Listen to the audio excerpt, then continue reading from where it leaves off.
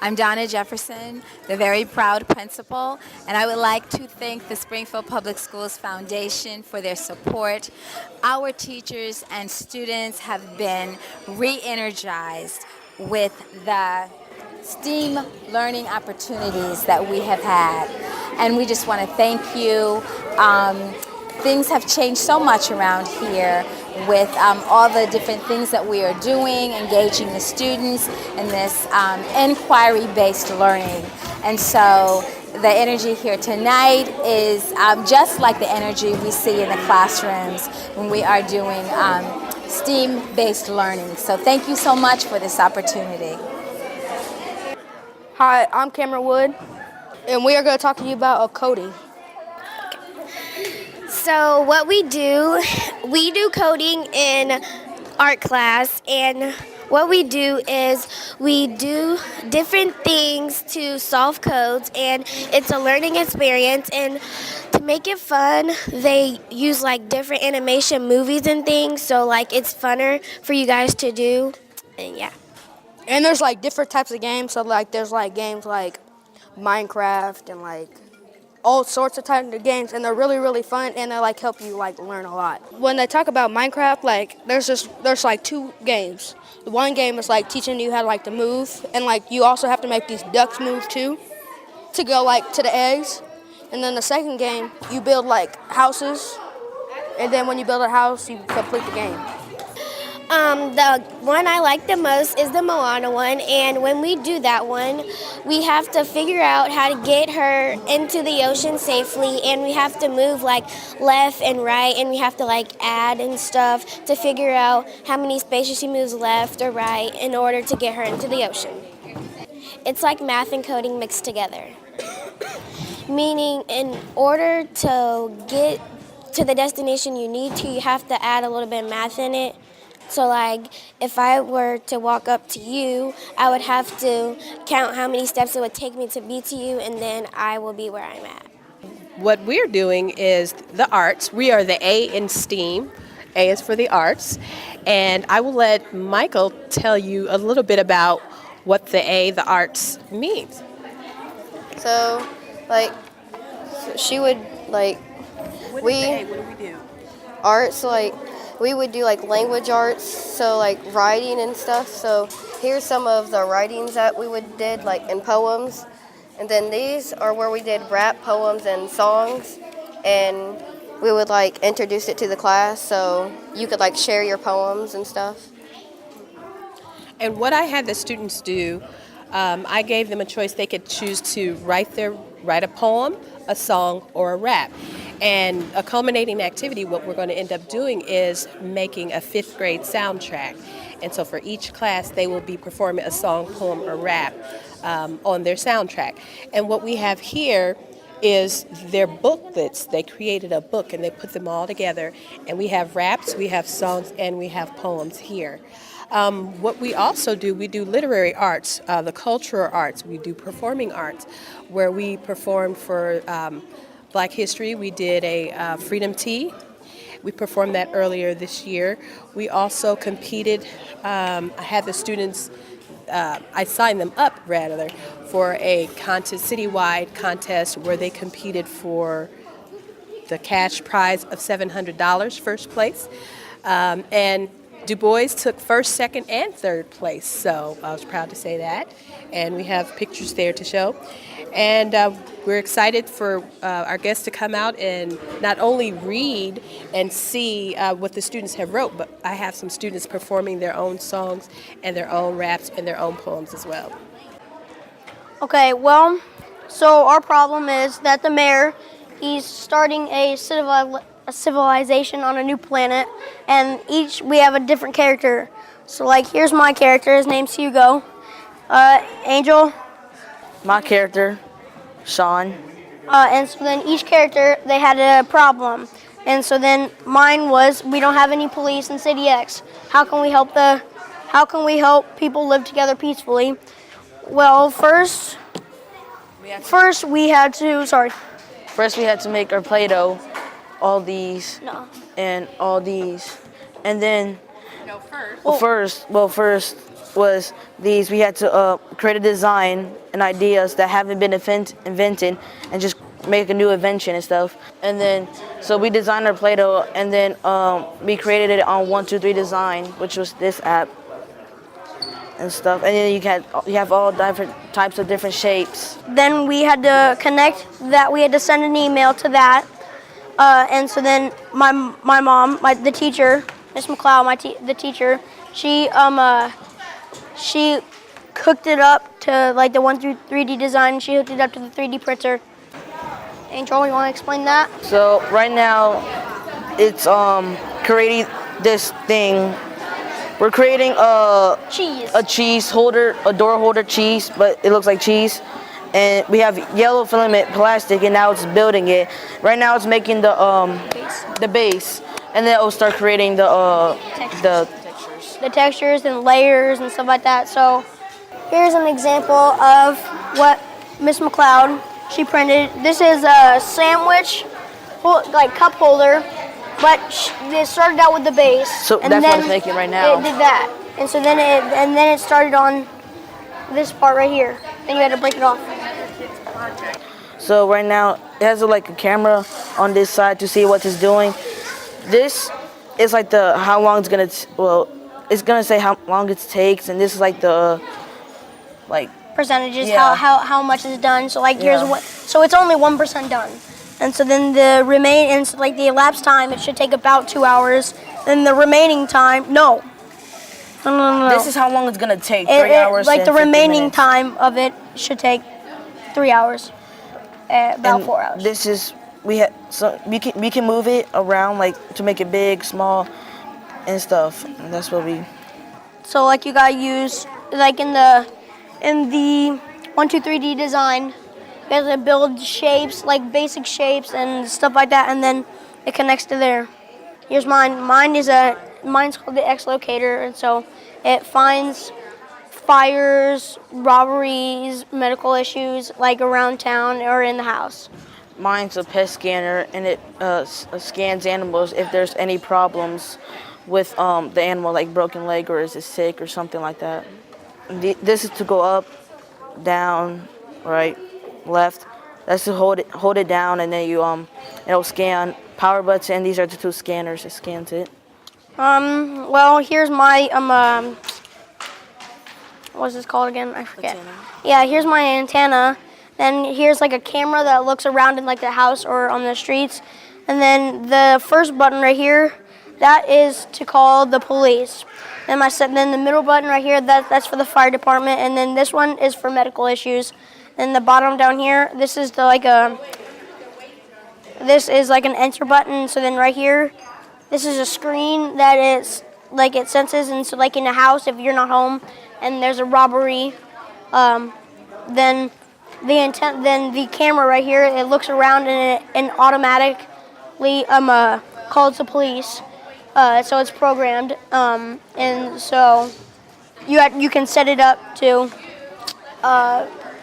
You can set up different people to come in the house, so like it doesn't call the police on them. Like if it's your family member, like a aunt or something who comes in the house, it doesn't call the police on them. Hello, my name is Dorian Iguez, and we're doing the simple machine for the Rockin' Bot. So, our first simple machine we built was the wheel and axle, and then when we did the wheel and axle, it was pretty fun, and we all loved it, and so we wanted to like when we first made one, everyone else wanted to do it. Well, we're learning that like all of these simple machines help. Well, they help make things easier in life, and so we watch lots of videos on how they make things easier and how they cannot or can. So and then we had fun. Okay, so my name's Alexandra Corey, and we also, with the Rockin' Bot Snapshot modules, we also got the basic robotics modules, which we can use to we can move them around, and we can lower, and we have levers and pulleys on here. And then on this one, we can also pull him in, and then it pulls him in, and then they both teach us how you can use robotics to create stuff, and we find it really interesting. We just started on these today, and so far it's been really fun. My name is Allison Ganusi, and I am a kindergarten teacher here at Dubois. And this year we wrote for a grant to get individual Lego kits for each student, and we were awarded the grant from the Springfield Public School Foundation. And so we've been implementing Legos into our classroom curriculum. So each month we have a different Lego challenge, and I have Khalees here to tell you about the one we did in December when we talked about sledding and snow, and they got to do something fun with sledding. We built a sled with Legos, and we put person in ours, and we put them tight so they won't fall out. And when we did it, we had to have 2 person with their sled, and the winner was me. So we raced them. Can I go? Okay. So we raced them against each other, and we timed them, and we recorded the times and the top 3 fastest sleds. We then raced at the end, and we had a video photo finish so we could be sure that we had the right winner. And Khalees is the one who built the fastest sled. And then we went back and talked about what made it a fast sled, and the kids were able to edit their sleds to try to make them faster. Hi, my name is Shamira Elms, and this is Isaiah, and this is our Rube Goldberg. We built this from recycled pieces, and we went to a competition for it. We didn't place, but it's something that we did. So, is everything set? Where's the So this is going to be ran right now. So you guys ready? Yes. Ready? We had our challenges and we had our pros, but we just our challenges didn't stop us from doing what we wanted to do.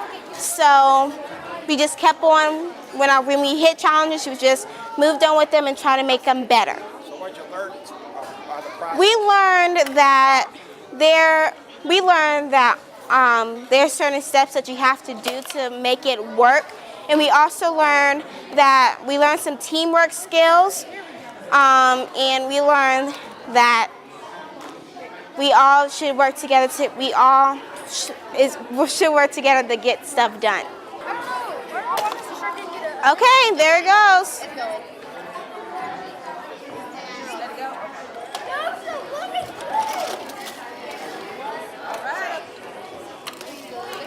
So our goal was to get 3 containers to fill 1 cereal bowl, and we used the Flintstones, so Fruity Pebbles. That's the cereal that we used. So first step, we'll fill the cereal into the cereal bowls, and then we have to get a golf ball to set it up right here, and we'll use this. We'll put the pin in here, and we get the golf ball, and we'll put it right here. And we'll have another golf ball to put right here. So when this golf ball goes down here, it drops, it'll hit this, which will set this golf ball off to go down here and hit this bowl into the cereal bowl. And we also have this cue ball to pull this string to let the car go down the slide and hit this bowl into the cereal bowl. And we also have a pterodactyl flying down to hit another bowl into the cereal bowl. A pterodactyl where? Who designed it? All of us. At the beginning of our project, we had to come up with a design process. So we had to figure out what we're going to do, how we're going to do it, and what we had to use to do it. So, and then after that, we had to bring in recycled stuff so we could build something wonderful like we did, and something that worked and something that we know that could possibly win in the competition. But it wasn't just about that, it was also about having fun and learning new life skills and experiences. And I really enjoyed the project, and I think the class did too. I'm Maria Anselman. I'm Chloe Holbrook. And this is our Rube Goldberg. It's called How to Feed Your Dubois Dragon. Yeah, so what we're trying to accomplish is to, at the end, we would connect a bunch of things, and then we would have that pour out, and then it would pour onto the bowl, and then come and feed our dragon. Usually we have dragons sitting by here, but we don't have them right now. So usually when we went into competition about this, we had two dragons and then 2 dragons over there, and then they were ready to eat. So, yeah. Speaking of the competition, it didn't work while we were at the competition. Something was wrong with the, what do you call it, the pin? Yeah, the pin. And so, we accomplished collaborating as a team. And so, but afterwards, it ended up running well. So I guess that's just a life lesson. Just how life works. Our class designed it, and we had the help of 2 engineers, Mr. Growth and Mr. Mike. Mr. Growth and Mr. Michael. Oh. And so we worked 1 or 2 months on this. Yeah, and this is all made out of mainly just junk. We will drop some golf balls in here. No, don't do it. And a ball will come out of here, and it'll drop there, which this will go down. The food will go in here, and the sand will be going at the same time.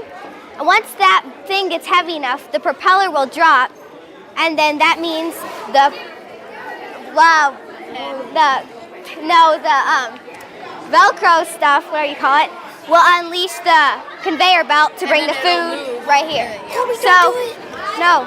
Okay, so now we can go. Xavier. Not yet. Drop it, go. So.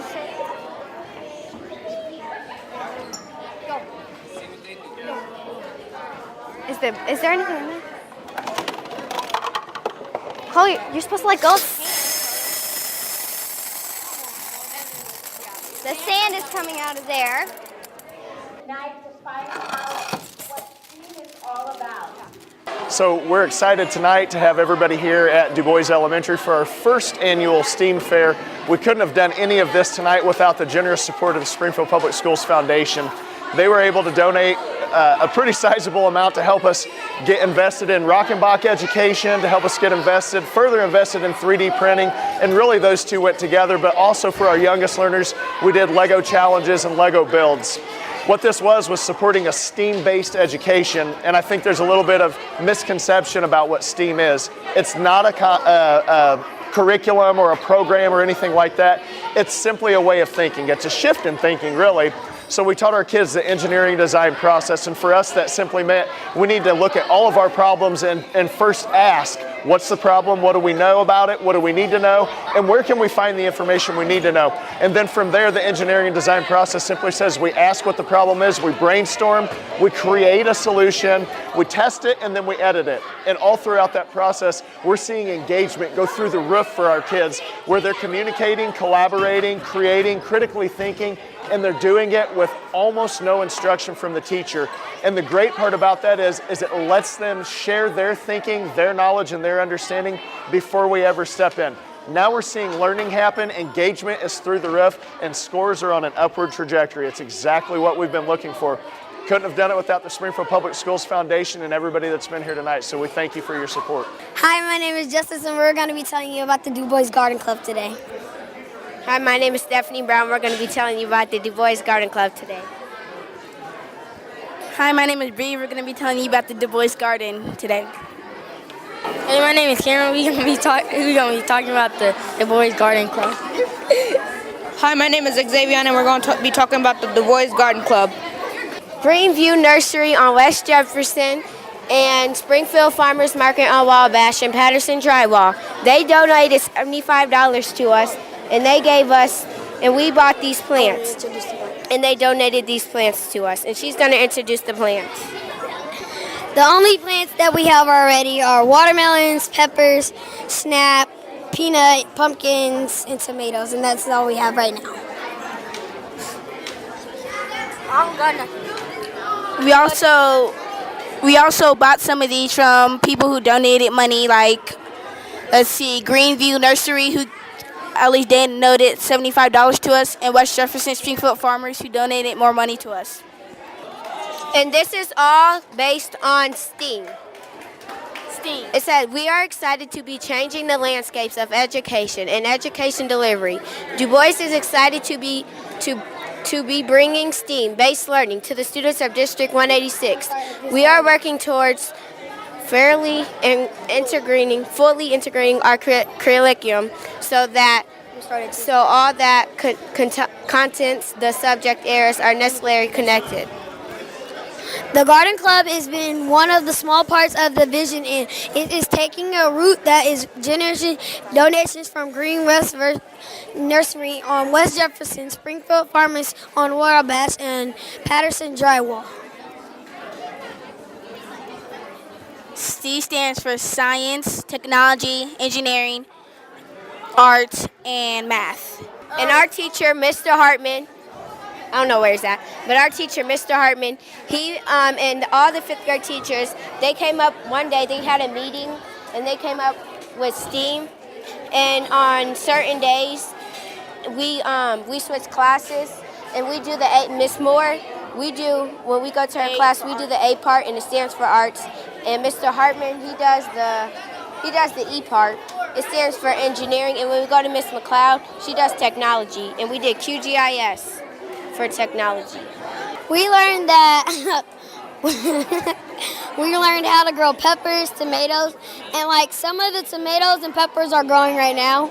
And then when we did QGIS, which is when we did the technology with Miss McLeod, we did lots of motion and all that. And our rube over there, it's called the How to Feed Your Dragon. When we were doing that was part of STRING, and it's engineering. We've been working on And some of these plants are actually growing like this. Pepper is growing. Yeah, and when it starts growing, I'm going to eat it. My name is Abby. My name is Travis. And we're doing QGIS.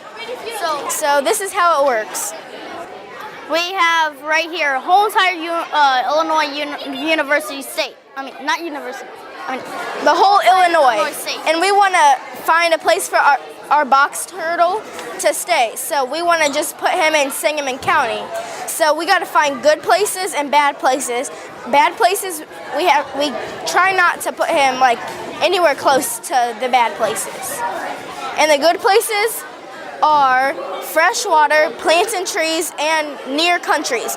And the bad places are roads and streets, cities and towns. So we want to put him by fresh water, plants and trees, and near countries. So what we did here, we have buffer Sangamon grass intersect. Oh, that's the wrong one. And then buffer state state roads. Urbans and buffer state roads and buffer state wetlands. And what we did, we combined the wetlands and the grasslands together. And then we combined the good stuff and the bad stuff together, which is urban areas and state roads. And then what we did, we differenced them, which is right here, difference. We difference them to find a good place for Sam to stay. And the blue is all the good place that he can stay. So you have like a problem, and then you got to find a solution to that problem that makes a good place for Sam, our box turtle, to stay. That was actually University of Illinois. They actually sent it from over here. We have the GIS team at Illinois State University. I would like to thank you for working with us on National Science Foundation studies would like to work with your students to explore on compact geographic information systems on outstanding teachers. Their enthusiasm, calming vigilance played an essential part to study success. We're also thankful to your fifth graders students who mirror their teachers' enthusiasm and reflected excitement while learning new tools and ways of problem solving to promote their high level thinking. Go ahead. That's it. Hi, my name is Mahalie. My name is Mel Kirkwood. And this station is a volcano. We built this last year and this year. So, And before the lava comes out, it is called magma.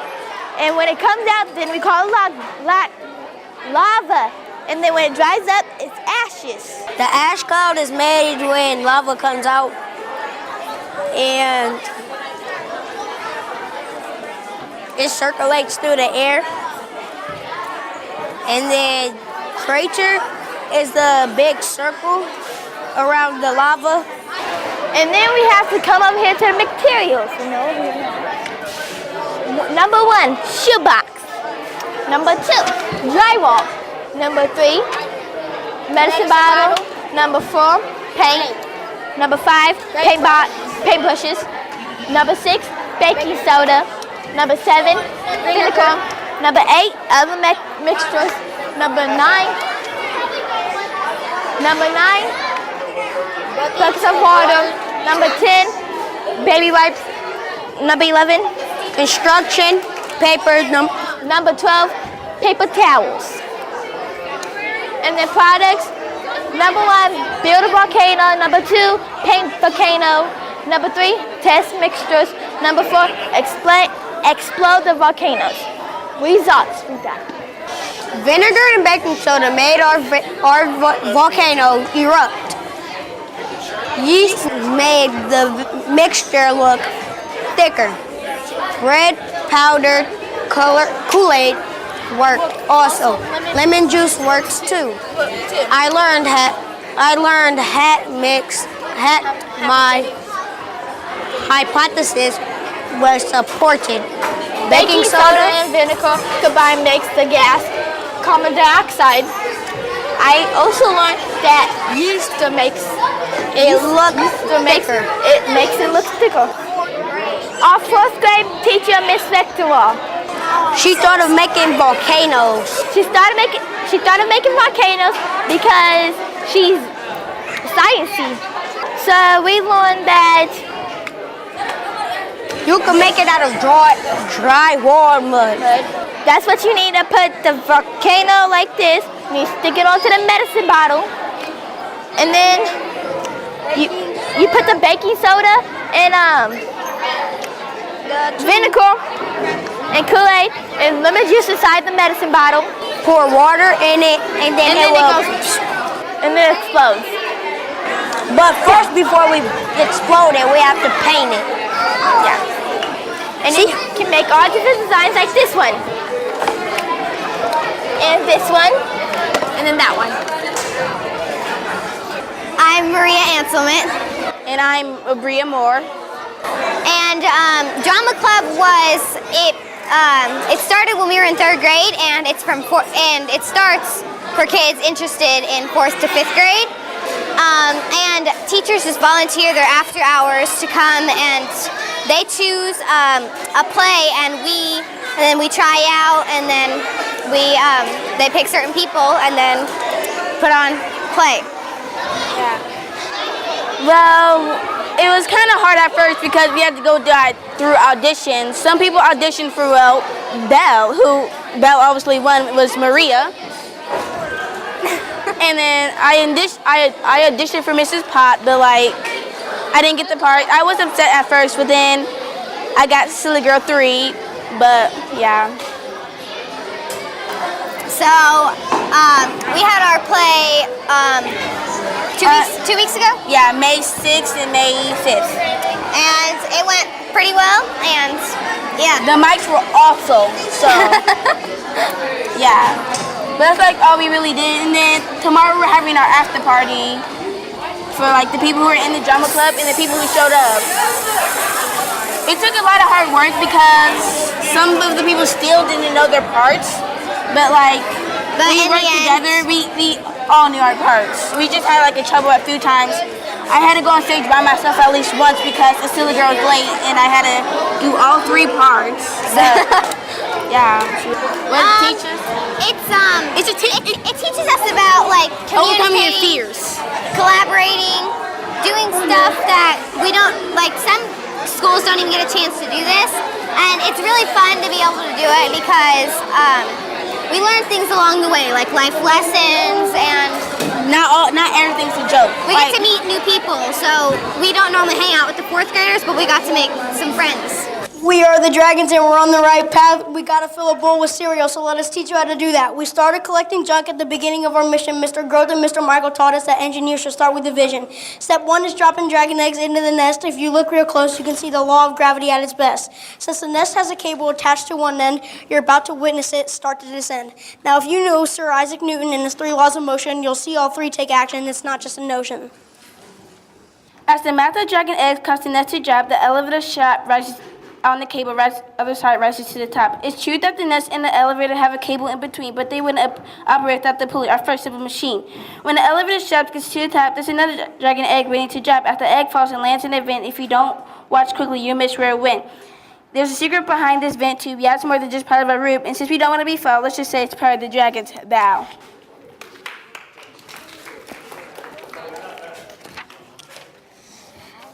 The tube functions as an inclined plane, simple machine number 2, in case you missed it. That's exactly what our dragon had to do.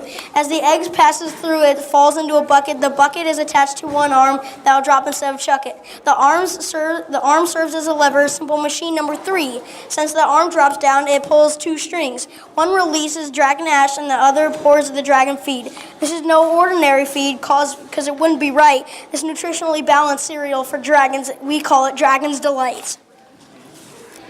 We'd be remiss if we didn't mention simple machine number 4. Just in case you missed it, the Dragon's Delight containers weren't resting on the floor. That nutrition balance is to give our dragon the edge, and for our roof, it's also have to be balanced on top of the wedge. As the Dragon Delight pours through a funnel and into a bowl, don't miss the dragon's ash spilling through a small eraser-sized hole. Ash just pours into the bucket and begins to flow, so watch real closely if you want to see our pin get pulled. When your pin gets pulled out and the propeller drops down, the simple machine number 5 begins to spin around. Did you see the wheel and axle with the strap wrapped around it to fit? What about the other end where we used to duct tape it to bound it? As the wheel and axle help the strap glide over, it begins to unwind from the duct tape side attached to the roller. The rest of this shouldn't be a hassle. Just watch the rollers take cereal outside of a broken castle. You've heard what we had to say, so get on the bandwagon. After all, we just taught you how to feed our dragon.